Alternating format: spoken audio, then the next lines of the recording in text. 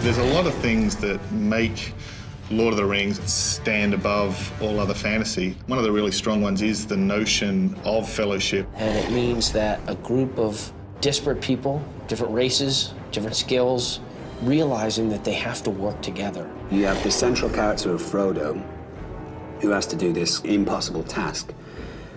And he surrounds himself with facets of his personality that he doesn't quite have that make him more of a accomplished kind of person. The fellowship is sort of the central piece of the movie. And without that, there's nothing. There's no movie, there's no quest.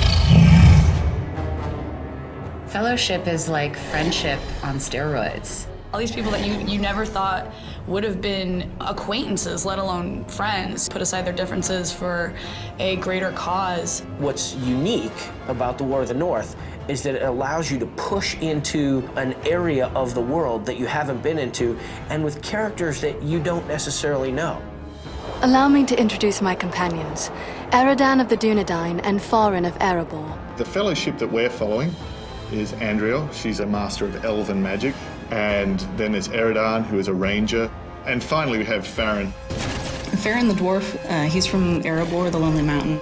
And he's very much a grizzled veteran. He's seen a lot of battles. He definitely knows what he's doing, too. He's killed tons of orcs, and he's willing to kill some more. He kind of enjoys it.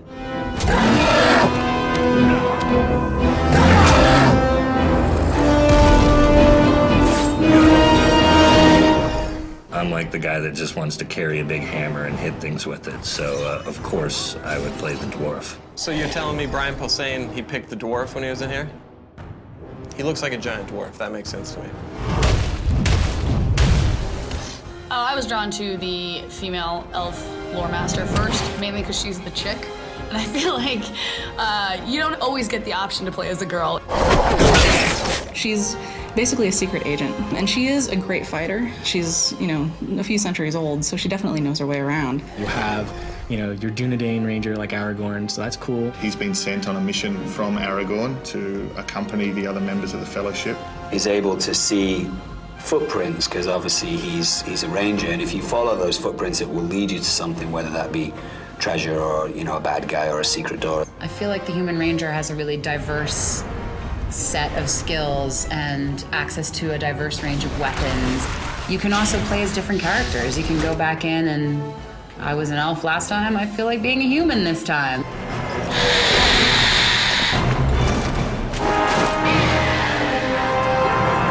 Initially, they're sent on a mission by Aragorn, but as they head north, they start to piece together more elements of the story and discover a much greater threat.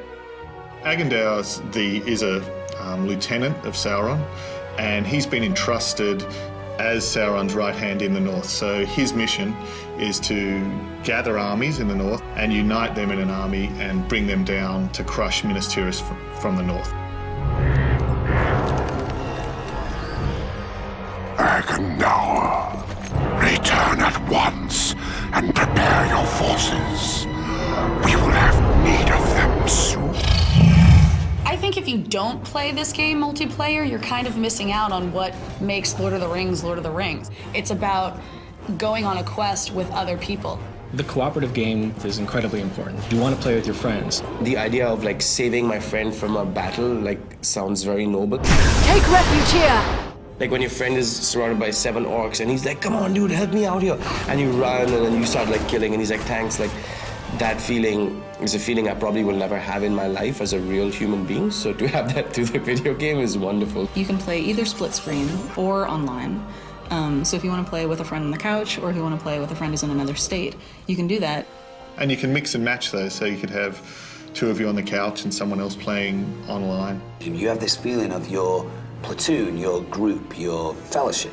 And whenever you play online, you're actually taking your character into that other person's game. And the experience and the loot that you gain in that other person's game, you keep that and you retain that and you bring that back to your own game as well. It's just really trying to create something that is immersive, that people want to play again and again. Lord of the Rings War of the North is a game that if you're into Lord of the Rings, this game is going to take up several months of your life, and having your wife go, are you playing that again? And you going, no, I'm emailing people, I'm getting work done.